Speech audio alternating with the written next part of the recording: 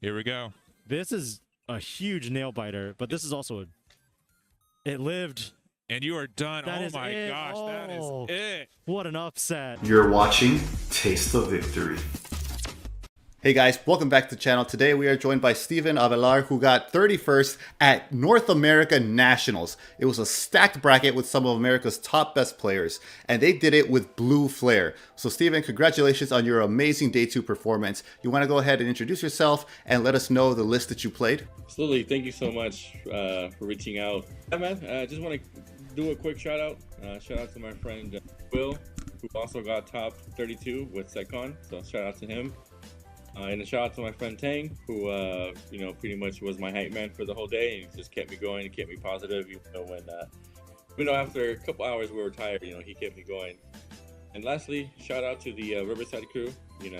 They as well. They were in my corner cheering and hoping the best for me, and everything worked out just fine. So kind of to start out on the deck profile, I played for the event. I did play 5 eggs. I played 1 Upamon and 4 Wanyamon. Upamon, I mean, everyone knows what Upamon does. Almost never really came up. I hated seeing it, so this is definitely something I'm gonna just get rid of and just stay with 4 eggs. And the Wanyamon, he draws 1 with the blue tamer in play.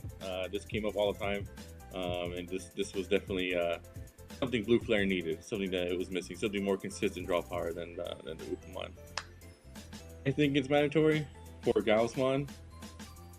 Gaossmon, on deletion, it does play a Blue Flare level 4, and this came up every single game. I love this card. When people try to delete my board and this came up from raising, it was always a problem, only because 1, it would swing with the tamer and draw a card for the Wanyamon, and then 2, it will play on my Greymon or my MailBirdramon to search top 4, or grab a MetalGreymon from the drop, which I'll show you in a second. But yeah, Gaossmon, I feel like 4 is mandatory. Really good card. I did play 2 Syakomon. I didn't know how huge of an impact this card had in the format until I played against Grandes and Black War Gray.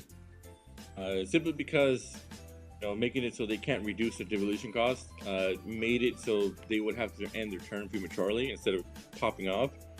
And that gave me enough time to clap back and pretty much go for game, which what this deck was pretty much built for, is to win before the stack was built, pretty much. This card definitely, keep in the main deck. Really good card.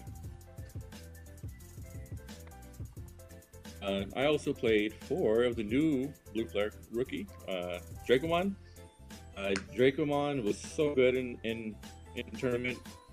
Only because I would evolve in raising, I'll go into Gaossmon and then I'll hard cast this for 3 if I didn't see my Blazing Man boost. Every time I will play another Blue Flare card, he draws me 1 card. And then the inheritable for this one is when I play a Blue Flare card in the straights, I gain a memory as well. And that actually came up a little bit, not too much, but the draw one is what really gave this deck more consistency. So any Blue Flare getting played, draw a card. It's 4 up. It's a Blue Flare name. You can search it. Easy card. Makes sense. Here we go. I am playing 5 Greymon. I'm playing 4 of the Blue Flare Greymon and 1 of the Star Deck Greymon. So this is these 4 are mandatory. Have to play them. Cost 4 on play. You search the top 4, add 2 Blue Flare cards in your traits, add up to 2 of them. As well as on play, you can add a MetalGreymon from your trash, which comes in handy a lot. I didn't really hard cast this. I played off of Gaossmon, like I mentioned earlier. Gaossmon will just play it for free. Search whatever I'm missing, and then I'll go straight into MetalGreymon. And then it's inheritable. It's when your opponent has 2 or more suspended, 2 or more Digimon in play when attacking, unsuspended. So it pretty much attacks twice. And then pretty much MVP of the game, of the deck for me, was the starter deck Greymon. I am only playing 1, but I saw it every time. Every time I needed it, in every matchup I needed it, it just kind of went really gravy, and in part is a lot of the draw power we get from the deck. Gives your Digimon +1 security check, which is huge, especially in a format where it's a single stack format. A lot of times your opponents will play around you having to play 2 Digimon, so your triggers won't happen with your blue flare cards.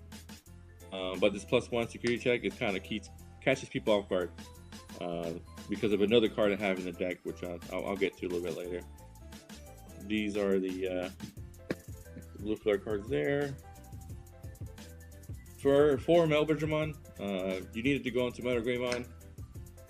It has a skill as well on play. You can, if you don't have a Christopher or Kiraha, which is your tamer, in play, when you play this, you play for free. I never hardcasted it usually. It always came off the Gaossmon. This is the reason why I say, Gaossmon is super good, extremely good in mandatory 4F.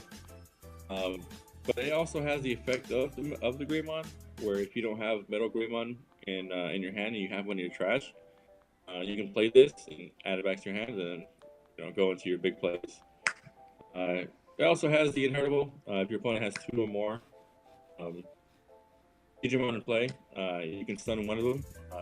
It's not restricted to a level, so you can stun any card on the board, meaning it can't attack or block until the end of the next turn. Which came up huge. It just came up really huge in a lot of my matchups.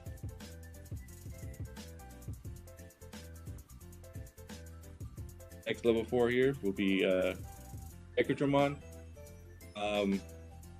Again, never hardcasted it. Play it off of Gaossmon.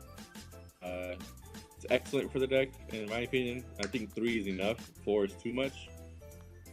Simply because of the DeckerGreymon, I don't play too many of those. And it's inheritable. You gain 1000 DP for if your opponent has 2 or more Digimon. Its on play ability is what pretty much makes the card viable.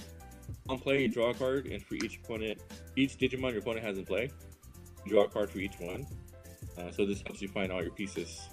And he's also part of the DeathXmon, which I'll get to a little bit later. This is perfectly fine. So then let's get to the big boy himself, MetalGreymon, bread and butter of the deck. Do Digicross -2, put a MailBirdramon and Greymon underneath it, reduces the cost by 2 for each one, so you'll play for 3 costs. On play, it gains Rush. It doesn't matter if I play with the forces or not, it just gains Rush. As well as for each Digimon in the sources, I can stun up to that many resolution source equal to this or less. So anything that had 2 sources or less, I will be able to stun it. Anything higher than that, I won't be able to, but that wasn't really what my goal was. My goal was just to win the game as soon as possible. So this is definitely the best card in the deck, followed by the second best card in the deck, in my opinion, which is the MetalGreymon X. I played it as a 2-of, more than enough. Only more than 2. 1 is too little. But this card is what won me a lot of games, especially against Grandis, and especially against Black or Gray. This was definitely MVP. He can Digivolve over any Metal Gray for free, 0 cost. And then when Digivolving, he gains 3k DP and security check +1. Pair that up with the starter deck Greymon. You're swinging for 3 checks, which pretty much I did on stream to kind of show how powerful this combo is. Took 3 checks one turn, and then the following turn checked the last 2 and hit for game. This is definitely the go-to combo I would go to, and pretty much look for the go-to every game.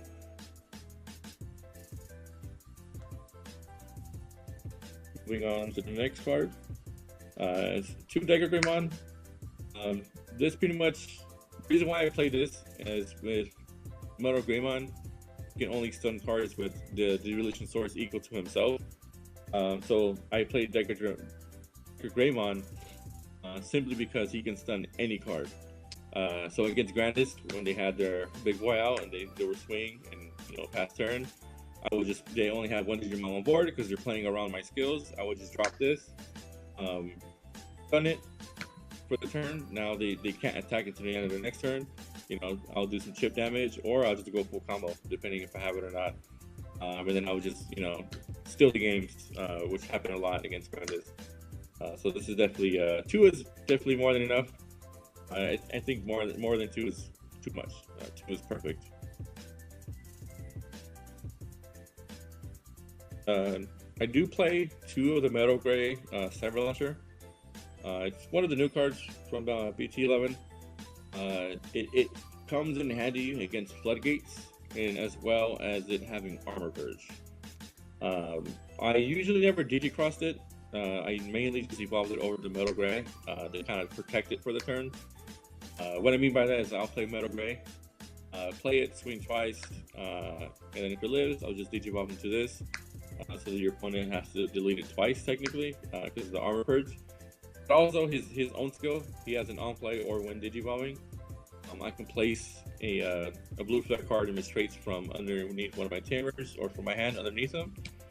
He will bottom deck a level 3, as well as if he puts himself underneath it, he'll bottom deck a level 4 as well. So he gets rid of the floodgates that don't let me play cards with skills, or don't let me, you know, memory gain, so they can't choke me out.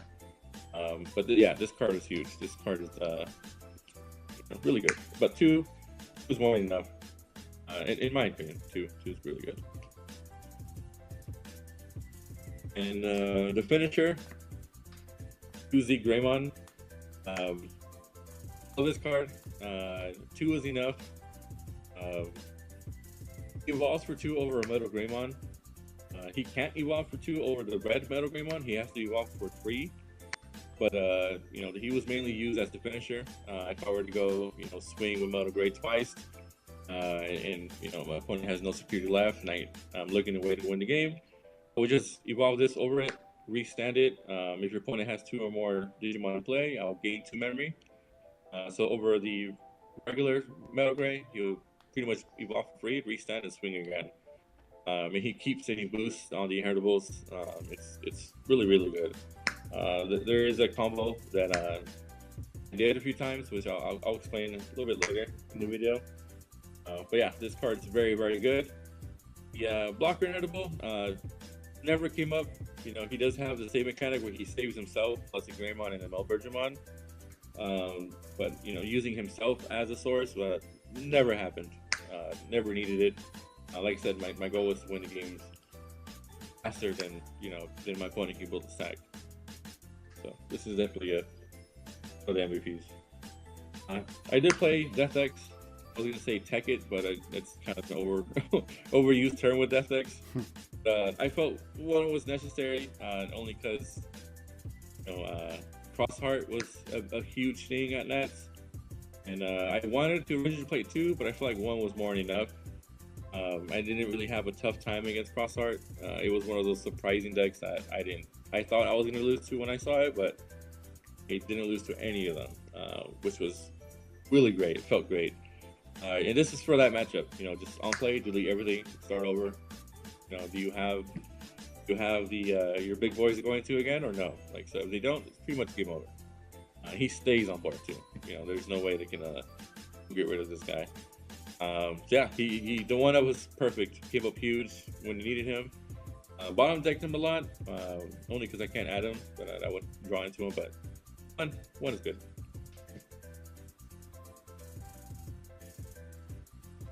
Mandatory for Blazing Memory Boost, the most broken card in the deck, in my opinion.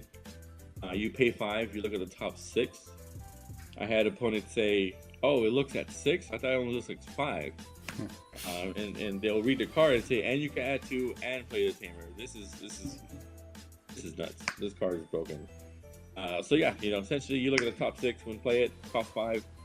You look at the top 6, you add 2 of the blue flare cards within traits, add them to your hand, and if you don't have, well, it doesn't matter. You can just play Kirha off of this. And pretty much they can't choke you no more. And you know, it does have the delay where I can gain 2 memory, which came up huge, especially when I want to go full combo. I needed to be at 5 memory to kind of just pop off and go. This is one of the best option cards for the deck. 2 Hammer Spark. Hammer Spark came up huge in the Grandest matchup because they would hit it all off security and pretty much end their turn. Give me another turn, stun your guy, and I'm pretty much winning that turn. So a lot of my Grandest matchups will be calculating in their head and speaking loudly, and they'll be like, "Hey, I hope I don't hit a Hammer Spark." And then next thing I know it, they hit my security for 2 or 3, and then boom, Hammer Spark, my turn. So Hammer Spark, definitely 2 of. Don't need more than that. It was perfect. And then the gain 1 memory, like I said, a lot of my combos need 5 memory to kind of get going, or 4. But this was definitely get me the combo started. Give me enough memory to go in case they try to choke me out. 2 Sourai. One of the best cards your opponent can hit off security. It pretty much just gets rid of anything black or gray, puts underneath it, it just gets rid of it, and now they can't do their tech themselves, or make you drop a security from your security side, as well as it can stun the board. It has the blanket effect of your opponent has any of your opponent's Digimon with no Digi relation sources can't attack or block. But every matchup I played against, they saw I was playing blue, and they were like, "Hey, I hope I don't hit a Sourai in security." And sure enough, they either hit it or have it in hand and play it. It gets me to my next turn, give me an additional turn, pretty much kill turn. Definitely, this is one of the cards I wish I ran at 3, because of stripping of the sources, meaning I can actually stun cards with Metal Gray. Pretty much keep the board on lock. If I were to get this off and my opponent is tired of playing around blue flare, this is definitely gonna upset them when I play against them. So Sourai, definitely I do want to go up to 3. There is a card I want to cut, so I'll get to that one a little bit later. Ice Wall, there's a reason why it's at 1. Yeah. The security effect as well, gain 2, so it's technically another Spark, or a card that people don't want to hit off security, simply because they'll just pass the turn over to me. Or, the own skill gives the blanket effect when my opponent attacks, gain 2 memory, which a lot of times where I would be short a card to go into my full stack, or I've had my full combo, just not enough memory, I'll just drop this, pass turn, I'll survive another turn and go full combo and just win. Happened quite a bit with Ice Wall. I wish I could play more.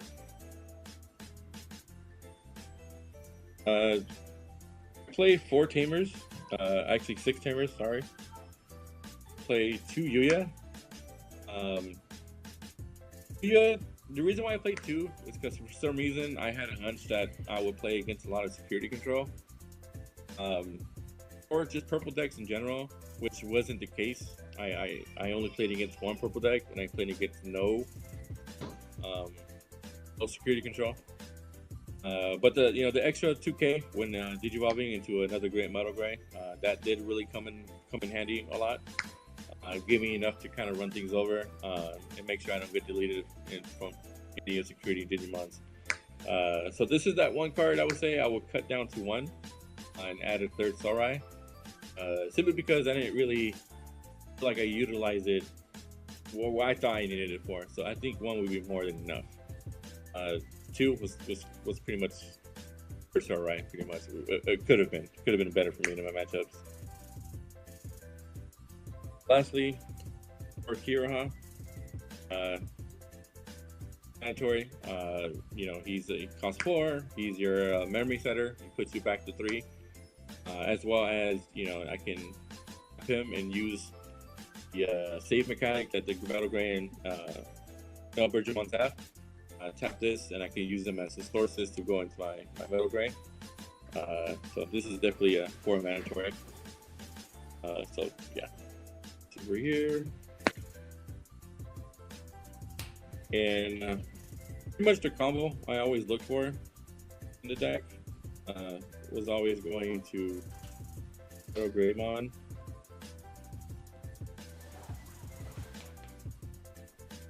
Kind of happened quite a bit. Going into Metal Gray X was ZeigGreymon.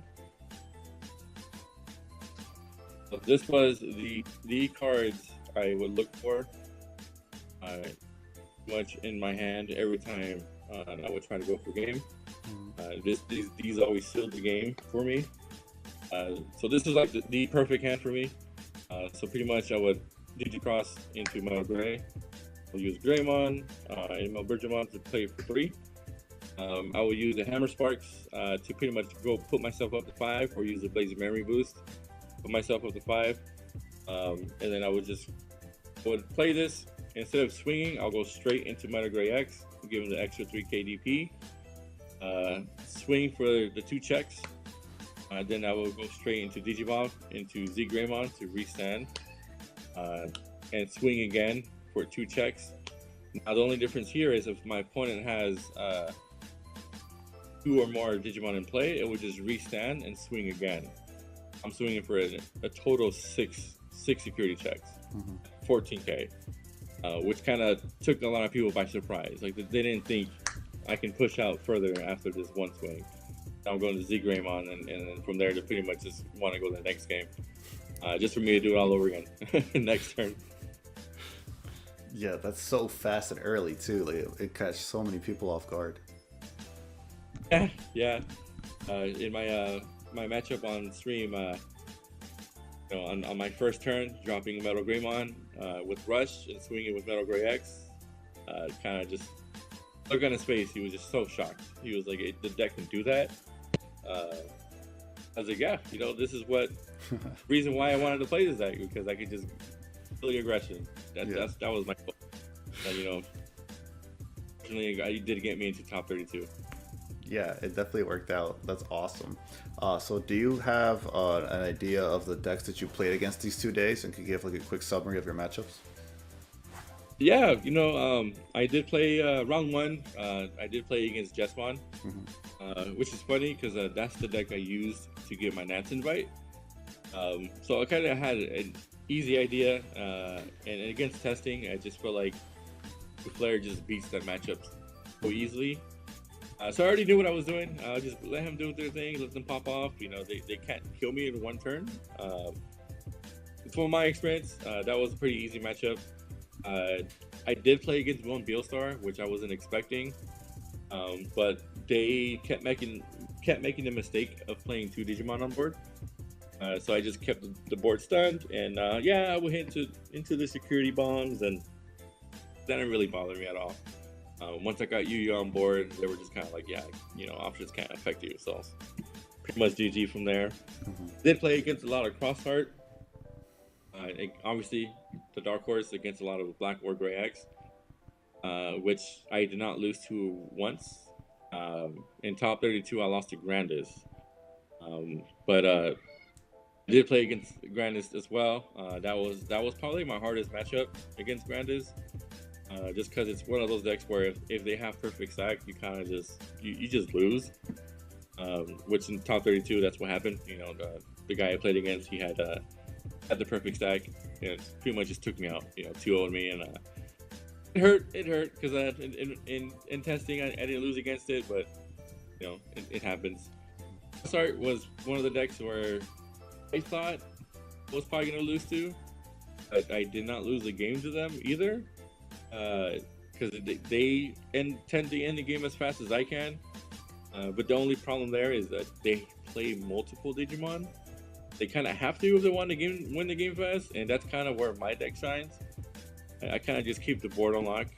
They'll Digicross, but then they'll use the cards on board to kind of keep one, but then they'll find themselves playing more than one again. And those were the matchups I played the most. Actually, I didn't really play anything else. Black or Gray was the matchup I kind of knew a lot of as well. That's great, man. You had such a good showing. I'm really happy for you getting top 32, especially with like a deck people really underestimated going into this format. Blue Flare put in some work. It's a slept-on deck, and it only I kept telling everybody it's only going to get better in the next few sets. Thanks so much, Steve, for coming on and giving your time to do this profile. Shout out to you for being such a cool guy and making this happen for me. I've always wanted to do a deck profile, never had a chance to do one. No problem at all. Thank you again, and I'll see you guys next time. Thanks for watching.